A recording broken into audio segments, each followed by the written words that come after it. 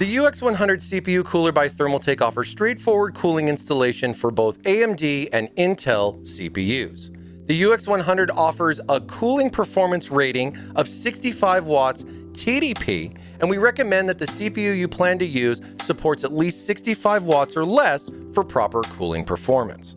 Now, speaking of cooling performance, the UX100 offers a 9-blade fan design with a 3-pin connection that will be connected directly to your motherboard for the fan to properly operate. And you'll also get some nice ARGB illumination with the ARGB connection going directly to your motherboard and then having the lighting controlled through your motherboard's software. Now, you'll also get some additional accessories in the kit, including the Intel mounting bracket, the Intel mounting hardware, a nice little breakdown for both the parts, as well as a step-by-step guide on how to install it for both Intel and AMD. And of course, for any CPU, you're going to need some thermal paste or thermal grease to be able to install between the CPU and the cooler. And with this one in particular, we want to make sure we remove that protective film before installation. So let's move forward here with installing our UX100 on an Intel-based platform.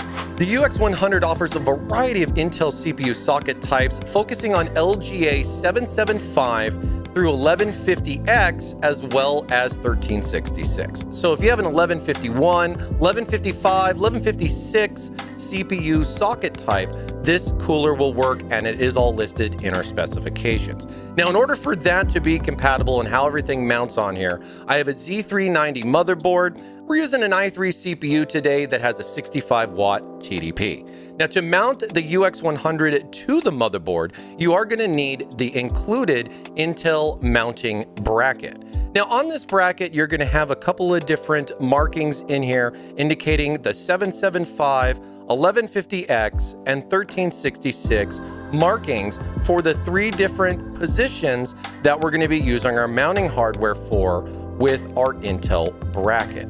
Now, let's go ahead and take a look at our mounting hardware as well. We're going to have 2 different types in here. One is going to be the clear pins that we have, which will secure the bracket to the motherboard. And these are very important as they do have 2 little fins on each side that slot directly into the bracket, and then they're going to hold their position depending on where you're going to put it.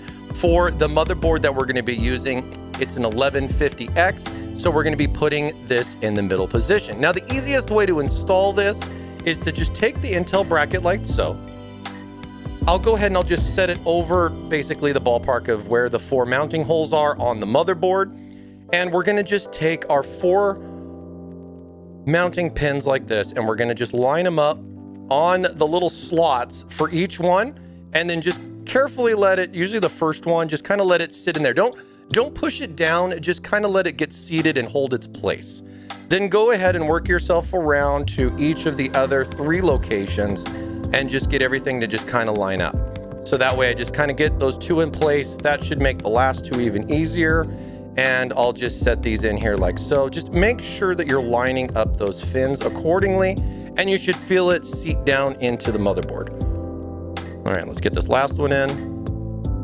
All right, now that I have the 4 clear pins that we have into the 4 locations with the bracket, I'm going to gently pick my motherboard up, and I'm going to use my other thumb on this hand, and I'm just going to kind of push and snap the 4 other locations in. What this is going to do is this is going to now secure the bracket itself to the motherboard, and you're going to have the 4 clear pins poking through on the back side.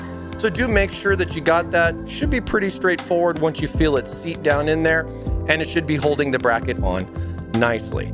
Now we're going to have our 4 black locking pins, and basically what you're going to do with these is you're going to go in and push those through the center part of those mounting holes that we placed, and this is going to lock it down into place, or basically secure the bracket and hold it into the motherboard, so that way when we apply the pressure of mounting the cooler, it's not going to take the bracket and separate the bracket from that. So making sure that's nice and sturdy. You'll have those 4 pins, push them all the way down in. You'll feel a nice little bit of pressure when it seats itself. And then of course, flip over to the back and just locate those 4 black pins poking through those clear little clips. Should give you a good indication. Now that we have the bracket installed on the cooler, we have the cooler next to install, but we do first need to talk about a couple of things here with the UX100 specifically. First and foremost, we do recommend adding some thermal paste between the CPU and the cooler. It's required. You have to do it. We include some in the box. You don't have to use ours though, if you have your own that you would prefer to use. But it's nice and convenient. And with this, there's a simple pre-tear located on here with an extra little section on it so you can get a nice, clear little simple bead. Basically, I usually like to do like an X type of pattern with the thermal compound or just a nice little bead or pea size right here in the middle of the CPU. Now, once thermal paste and everything is aside, we're going to remove the protective film on the underside of the cooler. And the cooler itself is going to have two locking points. One is going to have a tab on this side and the other is not. Now you're going to notice on the Intel bracket that there are clips or retention little hooks for the cooler in multiple locations. Your motherboard layout might vary depending on the heat sinks and the design, so plan accordingly to what's going to make it convenient for you. Usually with the back clip that I'm not going to really need to get to, I would hook it to, say, this section over here because there's not a lot of room, and then that would give me the section where the tab is, the part that I'm going to need to press down over on this side, so I got plenty of room to get that locked into place. Now this cooler can be tricky for a couple of people, so this is the easiest technique I've come to figure out. I'm going to grab the tab once I have the other side connected, and I'm going to pull it out, I'm going to push it down, and I'm going to hook it in. So it's an out, down, and in type of technique that you're going to be using on this side to lock the cooler down in place once you have the other side hooked into the bracket. So thermal paste, go ahead, get that applied. We have our thermal compound on there. Now we're going to go ahead and we're going to lock in one point of the cooler and then clip it and secure it with the complete installation on the other side. Take my motherboard, rotate it like this, make it a little bit easier. I have my finger on the tab on this side, and then over here, I'm just gonna set the cooler down just on top because you're gonna wanna watch that thermal paste that you're gonna have on there. Of course, you don't wanna get that all over the place. And we're just gonna go ahead and latch in the one side.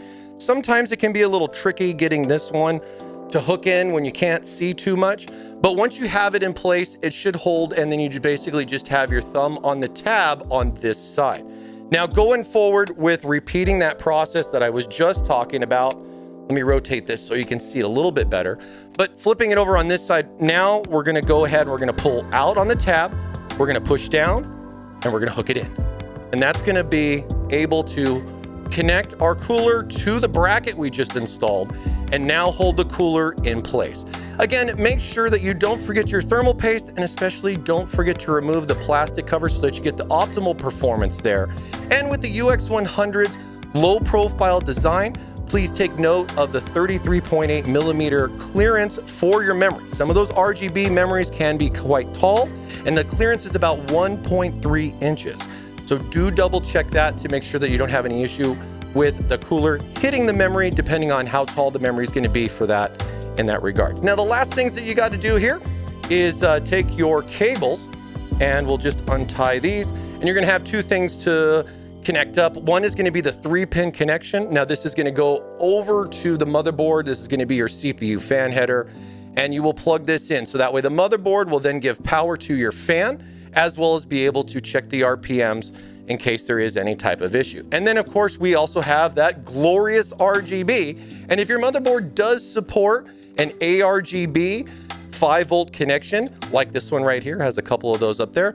We do have the breakdown for where everything goes for each pin in the manual, so refer to that based on your motherboard brand, and that should be straightforward to connect it up to that 3-pin connection, so that way the RGB will then be controlled by your motherboard. And that's it for the UX100 Intel installation. I hope this helps you out for your install, for your cooler, and feel free to let us know your take on the UX100, and we'll see you next time.